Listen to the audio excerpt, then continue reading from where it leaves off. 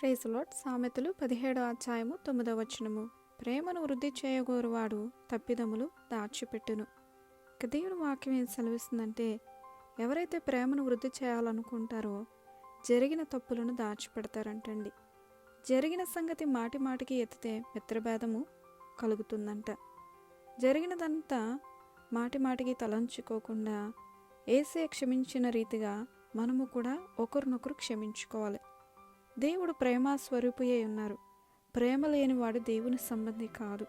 దేవుని వాక్యం ఏం చెప్తుందంటే, మీరు ఐక్యతను కాపాడుకోండి, ప్రేమతో ఒకరినొకరు సహించుకోండి, దీర్ఘశాంతము కలిగి ఉండండి. మిమ్మను ప్రేమించు వారినే మీరు ప్రేమించితే కనుక మీకు మెప్పు ఏమీ కలగదు, ఫలము ఏమీ కలగదు. పాపులు కూడా తమను ప్రేమించు వారిని ప్రేమిస్తారండి. కానీ మనం దేవుని బిడ్డలుగా ఉన్నాం కాబట్టి మనం శత్రువుల సహితము ప్రేమించాలంట.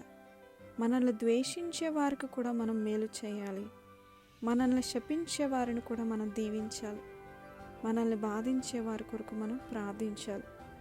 అటువంటి ప్రేమే నిజమైన ప్రేమ. అప్పుడే మనం దేవుని బిడ్డలుగా ప్రేమించిన వారం అవుతాం.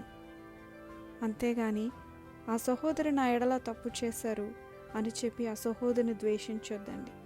ద్వేషించక మనం ప్రేమించాలంట.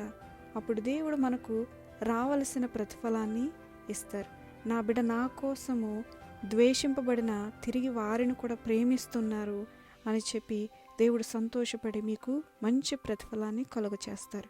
ప్రార్థన చేసుకోవచ్చు. పరిశుద్ధుడ తండ్రి, మీ ప్రేమతో మమ్మల్ని నింపండి. జరిగిన సంగతి మాటి మాటికి ఎత్తకుండా క్షమించి నాయన మర్చిపోయే కృపనివ్వండి. అలాగే సమాధానము కలిగి ఐక్యతతో ప్రేమతో ఒకరినొకరు సహించుకునే కృపనివ్వండి.